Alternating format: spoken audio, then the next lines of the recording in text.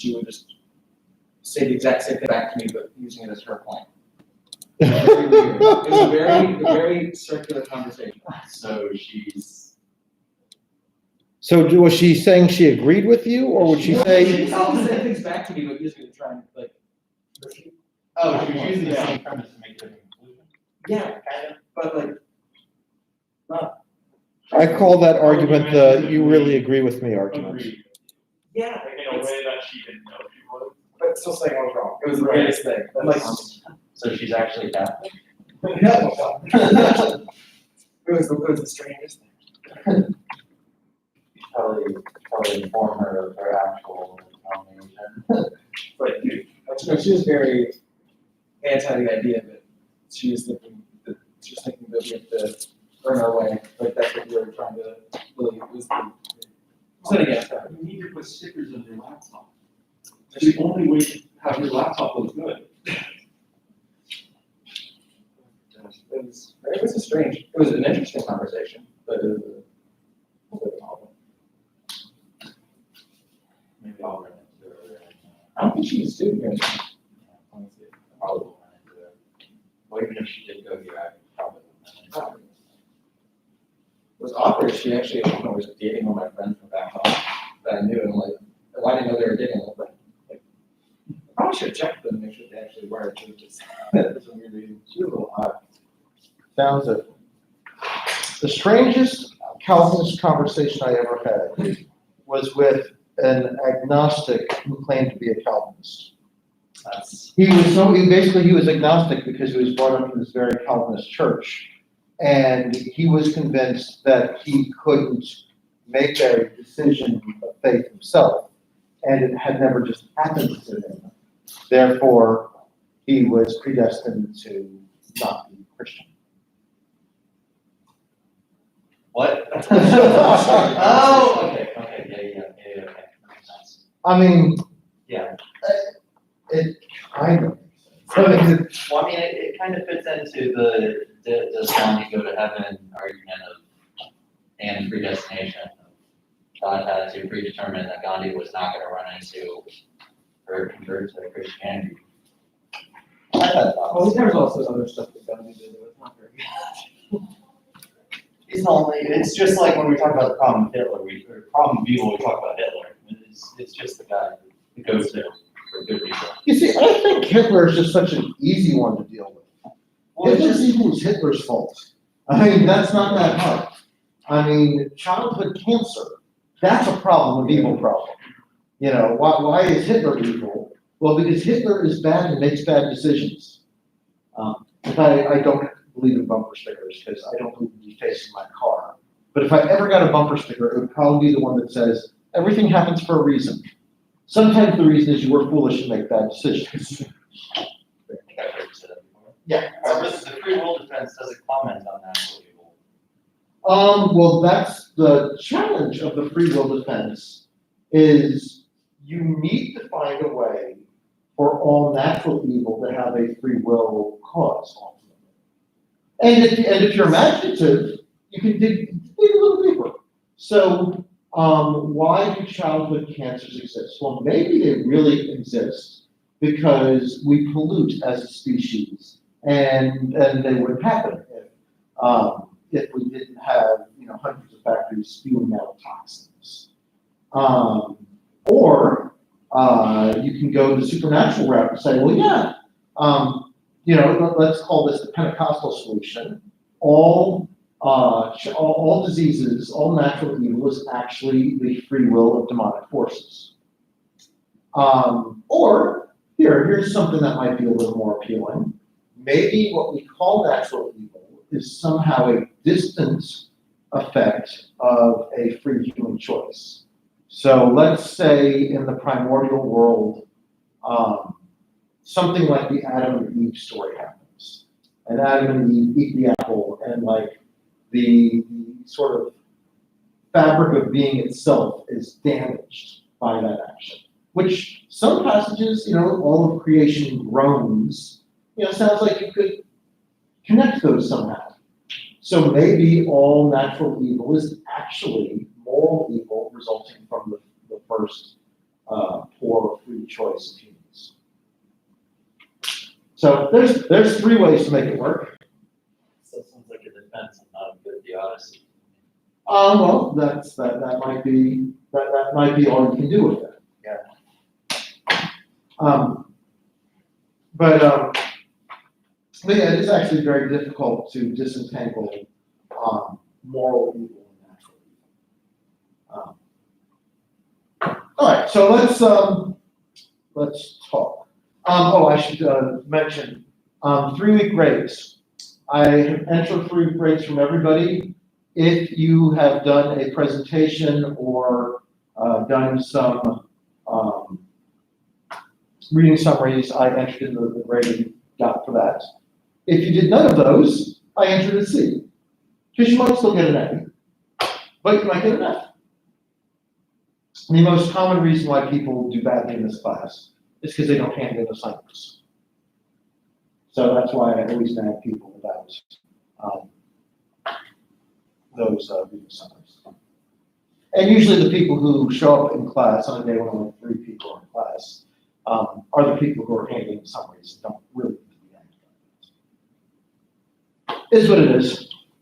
I know, everybody else just has COVID. That's what's really going on.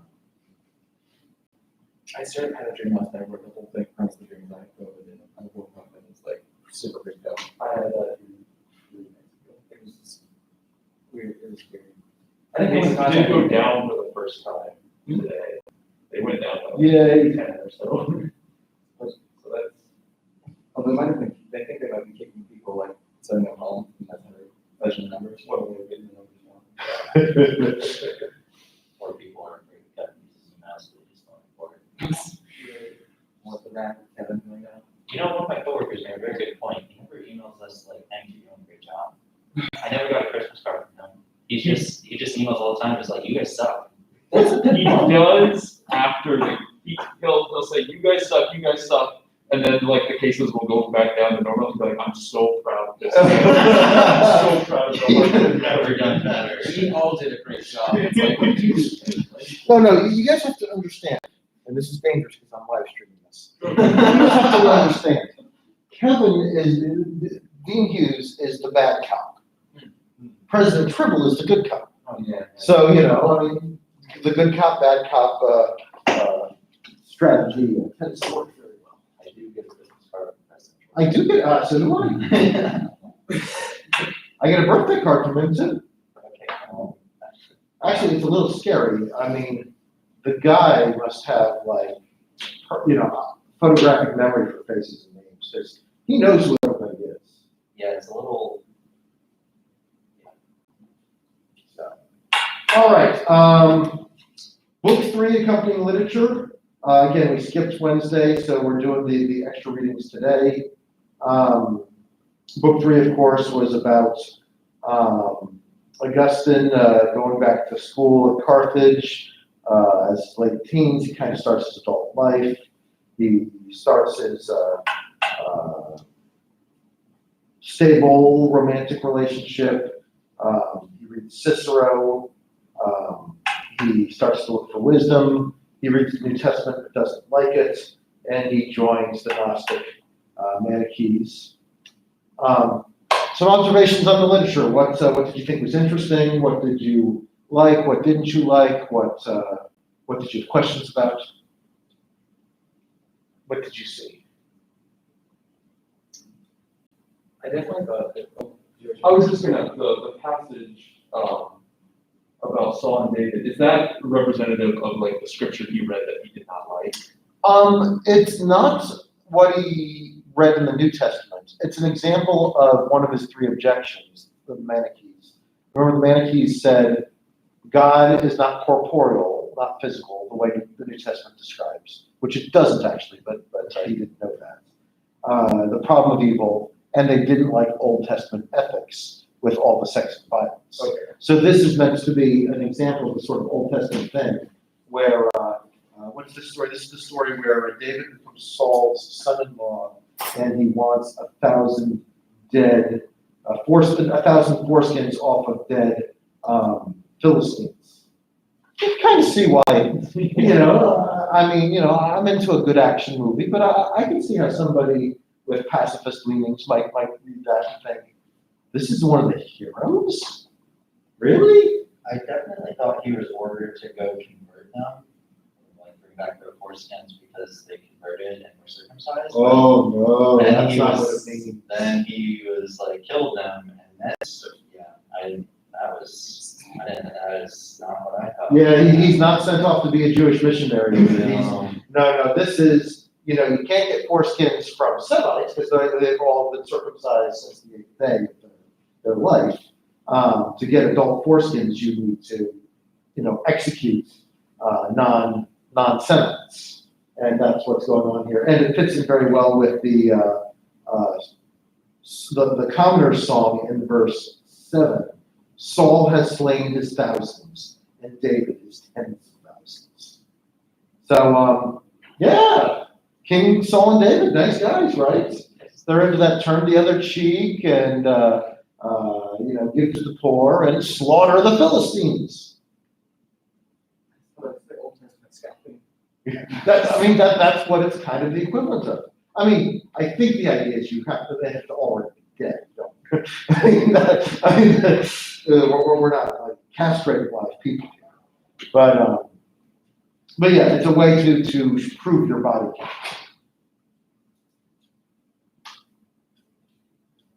And it also combines both the violence with the polygamous nature, although it's not said in this passage, and this is about him marrying into Saul's family, the oldest daughter, Merab.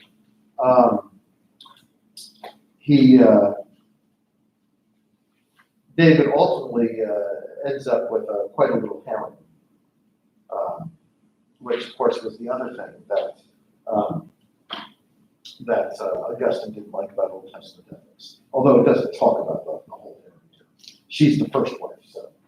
Does he talk about the issue about wealth, like the difference? Because I know one of the reasons that the New Testament was so radical for Jesus to say, leave your material possessions behind, was because in the Old Testament, being wealthy was like a sign of God rewarding you. Yeah. No, they don't. The Manichees weren't concerned with the wealth issue. That's contemporary Marxists you're thinking about. Whether they're the religious Marxists or the non-religious Marxists. But yes, the Jesuits. I had a class taught by a Jesuit. He liked to start his human nature class by saying, Thomas Aquinas' Summa Theologica, Karl Marx's Das Kapital. These are the two thinkers who really understand human nature. Ignatius is wrong, great.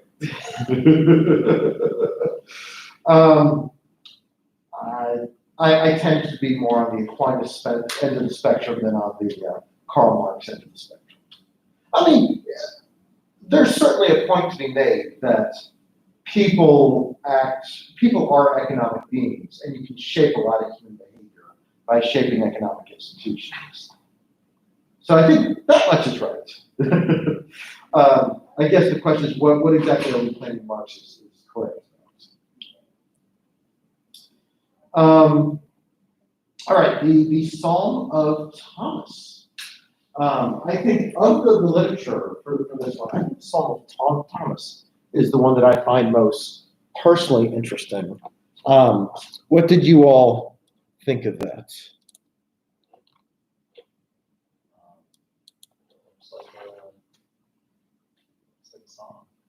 I mean, does this look like it could just fit in with the other Psalms? Or is there something about it that seems just a little off or different? Repeating in the beginning gave me a big Eastern vibe instead of the New Testament vibe. Or I guess Old Testament. It seems like it's a little bit polytheistic, where it says like the son of evil, like kind of speaking as like it's a whole separate character, like against the father, and also this is the sons of light, and he says to his rich brethren, so it's like, are these little minor gods, or are they supposed to be angels? So it's kind of like, it definitely, there's less of an emphasis on like a singular, Mm-hmm. who is like this sounds like, there's not like, it's not saying that the one God is responsible for, my health, or good, but the stuff like that, it's kind of the more characters. Yeah, I think the rest of it is like reminds me more of the polytheistic like Babylonian religion, and it seems as though the main good light father god actually has to fight against the evil forces and do work, which is completely against the Genesis story all the way through Revelation. Yeah. So in fiction, I've sometimes seen dualism illustrated this way. You've got two characters sitting across a chessboard from each other. And the idea is they're kind of equal and opposite. They have the same kinds of pieces. They're the same kinds of beings. And usually the hero, the light side, is more powerful or more clever than the dark side, but just barely. And that sounds a lot more like dualism. Light on one side, the sons of light on one side, the sons of darkness on the other side. And you have these images all over. I mean, this is a Star Wars image even. There are two sides to the Force, the light and the dark. They're kind of equal and opposites. And the dark side is easier, but not better, not more powerful, and so forth. Yeah. This song, I did claim, so Song of Thomas, I did claim this is written by Thomas the disciple, or is it just? I'm not completely sure what the Manichees' claim of this particular song. I assume it's like all that not Catholic apocryphal literature, but all that other apocryphal literature where the people claimed that it was associated with the Christian tradition through the people it's named after. Usually, but not always. Usually with fairly dubious, claims to that. But yeah, you can see there's no emphasis on Father God unless you find that at the very beginning with my Father the glad light. And there's all this repetition about the lights. So one thing I see is there's a ton of sort of light and darkness imagery here. And that's important in Gnosticism and most forms of dualism. And then we've got this, sons of evil on one side, aeons of light on the other side. And again, there's this direct opposition. And of course, the goal is to align yourself to maximize your life and your life as much as you can, and to shun the things of darkness. A lot of Manichean modes of thought is a lot of it avoids just thinking in shades of gray. So there's a sense in which there's a lot of people that are kind of dualistic in their thinking. You just see here in today's politics. There's your side, which you love, and which is good and light and true, and their side, which is evil and diabolical and satanic and horrible and fascist if you don't like the conservatives, or Marxist if you don't like the left. And there's just this sort of seething absolute light and absolute darkness kind of thought. It's kind of sad. Would the dualistic religion believe that, like, the balance, because they clearly favor the light, but do they believe that it could ever encompass all, or is it just undying balance? It depends on the variation of dualism. And here, I'm not enough of an expert on Manichaeism to know what their answer is. One more Taoist way of thinking about it is you kind of have to accept them both. The world is a mix of the two, and you embrace the world as it's a mix of both, and you can't escape from the mix of both. That's just the way the universe is. More common is, I think, the push towards trying to favor the light side, even though, there's a sense in which, it's equal and opposite. It's always going to be this ongoing, recurring struggle. Another pop culture dualistic image, I can't believe, I always cringe a little when I cite these movies. There was a movie where George Burns played God.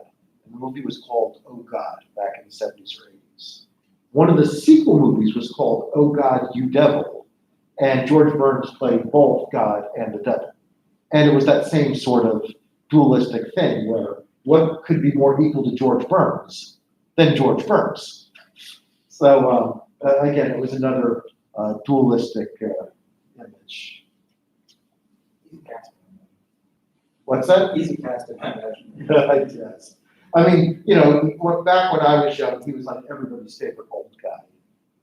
I don't know who's everybody's favorite old guy today. Who they get to play somebody who's like 75? Dan DeVito, I guess it's it. Well, it's not House. I can't imagine Danny White playing God very well. Yeah, you gotta find out. How old is Alec Baldwin these days? About 10 years older than he was in 2010. There you go. Or maybe Morgan Freeman. How old is Morgan Freeman? I've seen Morgan Freeman play old people and God. Yeah, there you go. So maybe Morgan Freeman. Maybe that's so George Burns was Morgan Freeman like 30 years ago. Less masculine though. I mean, come on, George Burns is God. Really. I mean, Morgan Freeman. I could kind of buy that. That's the Christianity I like. All right, let's turn the page and go to the problem of evil. Now, this is the oldest version that we are aware of the problem of evil, the Epicurean version. And it just sort of lays out 25 years ago a puzzle that people still write about. Evil exists, but if evil exists, then it's either because God wants to get rid of evil but can't, in which case God is not omnipotent, or God can get rid of evil but doesn't care enough to, in which case God is not fully good, or perhaps both. There is actually another logical possibility that's not mentioned here. Maybe God wants to get rid of evil and could, but he doesn't know about the evil. In which case God isn't really omnipotent. So people don't usually pursue that track. It's not really as interesting as the other ones. So the idea is that either God isn't all good or all powerful. A third possibility, and most people today don't like this option, but you could deny the reality of evil. You could say evil doesn't really exist. And there's a sense in which Augustine goes for some degree of that response, which is why he says, well, evil isn't a created thing, it's a privation, and therefore it's an absence. Now that move is important to him because every created thing is good for Augustine. And it's important for him to be able to say that there is, it's not that evil isn't real, but it's not substantial. Because it's not substantial, it's not created. So it gets God off the hook for the origins of evil, but it still doesn't explain, why do bad things happen? And that later Augustine, alludes to the idea of free will. I don't know. Thoughts on the problem of evil? Questions about the problem of evil? You're thinking about writing a paper on the problem of evil. What shall we say about evil? I know there's some kind of schools of thought where it's kind of that it's evil is there as sort of a test. Like there's this one quote which I can never remember the exact quote, so I'm paraphrasing. It's only possible to be virtuous in an unvirtuous world. You can only really be good if there's options to not be good. I know that's Well, I mean, I thought that's a. so John that's Hick a- has a fancier version of that kind of thinking, where it's called John Hicks' Soul-Making Theodicy. It says, well, look, when we talk about evil in this world, what we're usually worried about is pain. But you know what? God cares about us. But the most important thing about us isn't our pain or pleasure. The most important thing about us is our character development, and that we are sort of becoming more fully moral and spiritual, more fully in the image of God. So the world exists as it does because it is optimal for what God really values and what is ultimately good, which is that we grow into the character of God. But the way to grow into the character of God isn't to have a easy, perfect, painless life. In fact, if you watch humans that are brought up with no challenges, morally tend to be inferior to people who come through some challenges. So, and this is somewhat explicit in the Judeo-Christian tradition. Anyone remember which generation in the Old Testament is purportedly the generation that was the most faithful and had the most faith? This one's while they're in Egypt, right? What's That that? was the one before they left Egypt, right? Originally. Not before they left Egypt. So that was while they were in the desert. The ones that made it through the The generation that was born in the desert and faced the desert and saw themselves come through the desert to the other side, in most Jewish traditions, are thought to be the sort of most moral, most faithful, most godly of the Old Testament generations. And the idea is it's because they had to go through hardship and they learned to trust God in hardship. So with John Hicks kind of thinking, that's exactly what we'd expect the world to be like. We'd expect it to be difficult. If all you ever do are fed by fancy chefs and sit poolside all of your life, how in the world are you ever going to become a good, moral, others-centered, kind human being? It almost reminds me of just like physically working out. Hmm. Like we live in such a substance, we're so coddled by this modern society where everyone's done stuff for us. We no longer have to work physically hard to do things. And so we set up rooms where you pay money to simulate the acts we had to do for survival in the past. Right.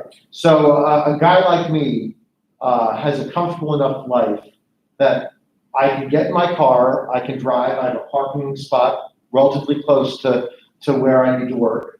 And because my life is made so easy by our prosperity and our technology, I need to spend extra time getting aerobic exercise, walking places, because it no longer happens naturally in my life. Yeah, I get that. And even worse, the food that is prepared for me is so delicious and often so fattening, I'm inclined to eat more of it than I should. So yeah. So why is there evil? Well, one major thread of thought is because God's goal for us isn't to have a painless, easy life. It's because God's goal is for moral development or spiritual development or relational development, or us to be morally significant creatures. So even that moral development goes back to your point. If we're going to be morally significant beings, there has to be some sense of free choice. You have to be able to choose other than what's best.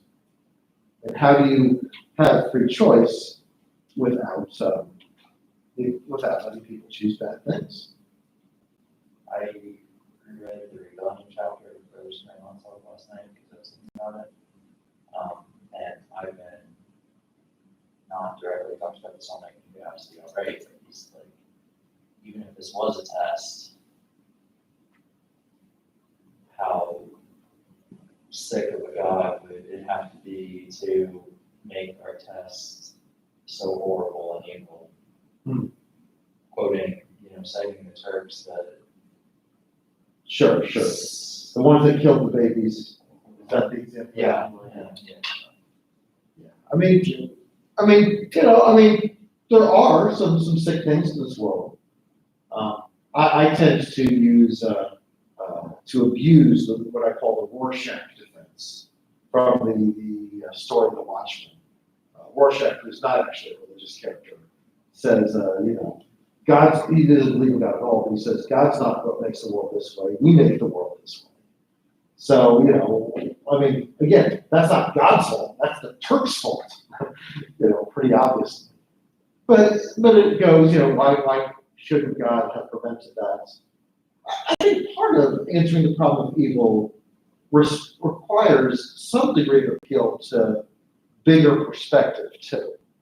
Look, if you really believe that innocents who die horribly at the hands of the Turks or the Nazis or childhood cancers, if you really believe that they're going to live in joyous eternity for beyond billions of years, and that the unpleasant years or decades here were just sort of a blip on their existence, no matter how bad that blip is, it's just going to be a strange memory for all of the joyous existence to come.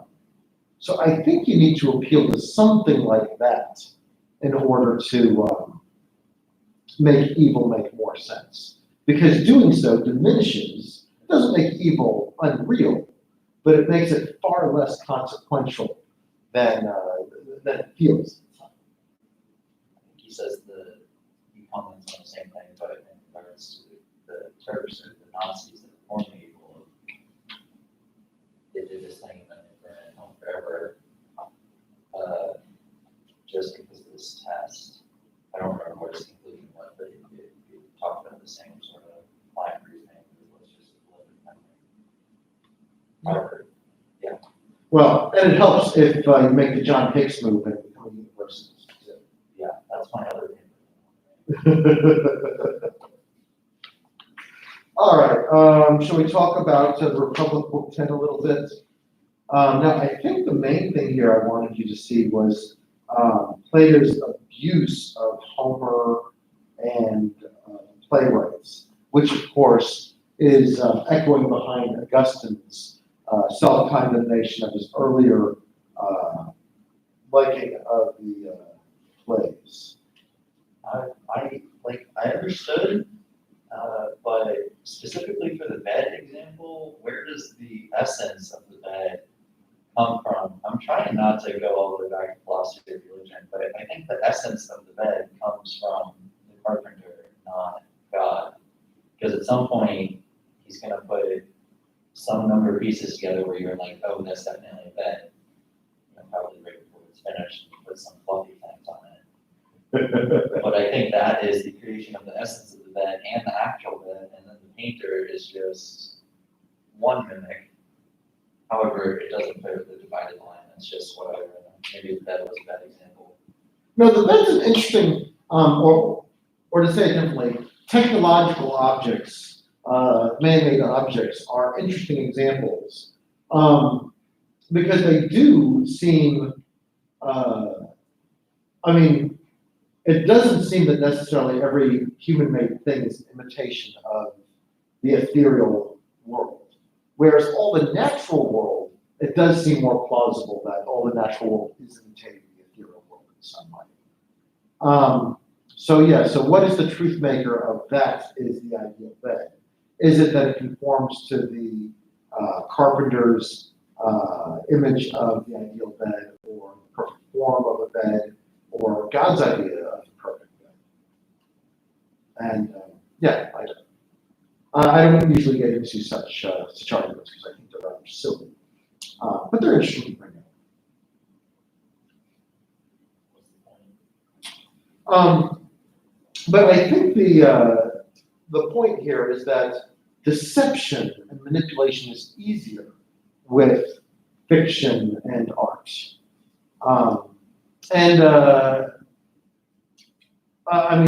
This is why, movies in general are dangerous if you use them to politicize in some way. That's how you get propaganda. You can you can make a false reality where your side is always right, pristine, and good, and the other side is subhuman and evil and underhanded all the time. And our media, kind of does this weird mix of truth and manipulative framing of things to sort of follow it. He does also mention, quote, the real artist who knew what he was imitating would be interested in realities and not imitations, end quote, saying, I think he's bashing the artists, like the playwrights, because they're purposefully, it's not all of art is bad. Like, sculpture, naked guy, Rome, big one, David. David, sure. Like, I don't think he would have anything against David because it's trying to capture pseudo realities of human form. But then when you walk into Shakespeare and there's crazy things happening, that's where he would be like Shakespeare would give them stuff. Well, I think part of it too is if you choose to become a fiction artist, the claim is that you're just interested in the wrong things. You shouldn't be interested in your versions, your pseudo-fake versions of the real things. You should be a philosopher interested in the real things. In fact, it is often unnoticed. In Plato's cave allegory, are you all familiar with Plato's cave allegory? The artists are part of the cave allegory story. So if you remember the cave allegory,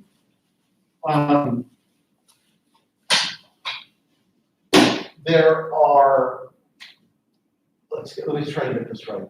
Forgive my horrible artistry here, because I am not an artist.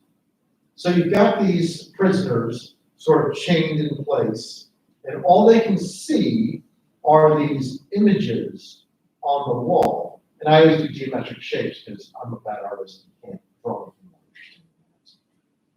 interesting. And the shapes, there's a fire behind the prisoners. But there's a second group of people in the cave. And there is like a short wall here. And there are people here behind the wall manipulating the images that people see on the cave wall. And those people, if you dig down into the Platonic thought, those people are the artists. These are the people who shape culture, especially the playwrights. Today, you would have a field day with TV and media and such. So most people think they're viewing reality when all they do is spend all their lives looking at the shadows on the wall.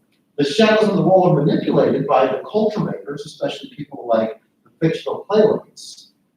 And what the philosopher wants to do is to somehow get free from our slavery, not join the culture shapers over here, the manipulators, but instead ascend out into the real world and see real reality forms and all that is outside.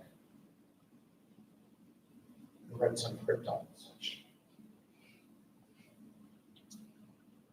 So part of the implicit commentary there is that yes, the playwrights and culture shapers are sort of smarter than the average bear. They're not the sheep, the prisoners that are just watching the shadows on the wall.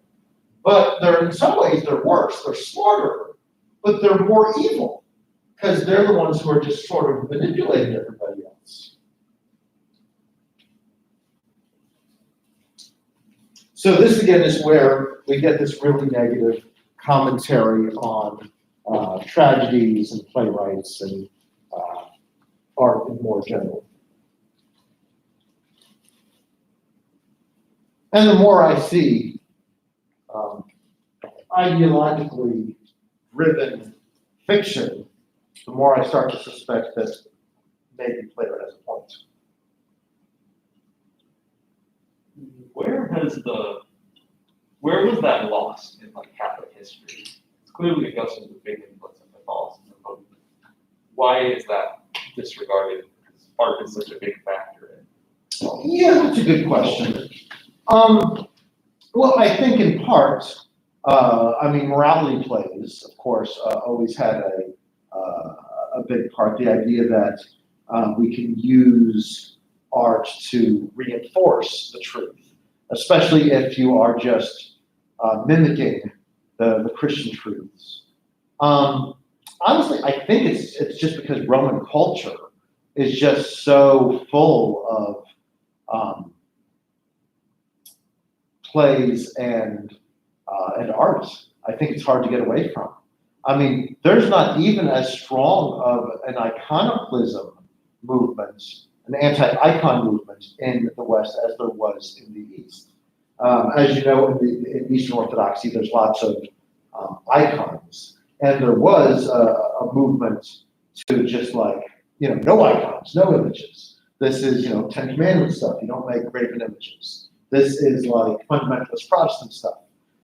We don't use images of Bible characters because that's bad. Why is that bad? Well, because it risks idolatry. It risks bringing God down into our image of them and our level and being offensive. Making God in our own image, as Carl Sagan always threatens us, claims that we're doing. So where is this lost? I'm not sure, but it's that aspect of Augustine just was never dominant. I mean, there are probably sects, like monasteries that avoided such things, but the mainstream Roman culture just doesn't have room for people with Augustine's sensibilities about art. So I think the common culture just overwhelmed this kind of principle. Would that make him unpopular, or at least this section was right unpopular? I don't know. I've not come across Augustine running around trying to ban plays and art and stuff. He only speaks badly of his own interest in it. So again, there's a lot of Augustine I haven't read because he wrote so much stuff. But I'm not aware of him making those sort of more aggressive, we need to close down the theater type, fundamentalist type thinking. Because this is, right, and maybe the right word isn't fundamentalist, the right word is Puritan. Because this is right, we must have the same pure with this. But, so I don't see him engaging in those sort of applied arguments. And I don't really know why. Maybe because he knows he can't win that fight. Maybe he's not as much of a Puritan regarding what other people should be doing. Maybe he's just hard on himself. But I'm not completely sure.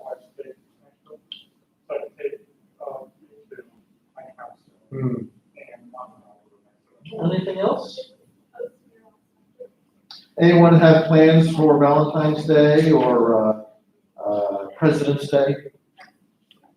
Is there a Valentine's Day? That's a rumor. St. Valentine. Ooh, I have 5 minutes. I'm going to show you my favorite St. Valentine.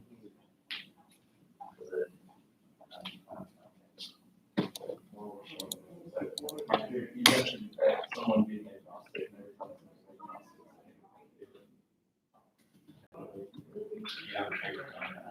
Regarding agnostics. I love that. Maybe. Here it is. Agnostics feeling. All right, can you guys see this image over here on here? Let's all look at this together. All right, so I like this one here. Hey, Valentine. I need to make that bigger. I need to make that bigger. This is.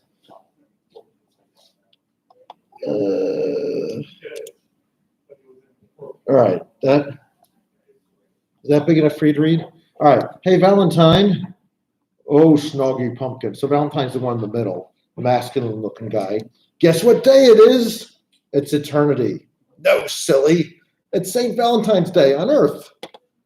And look at all these prayers for you.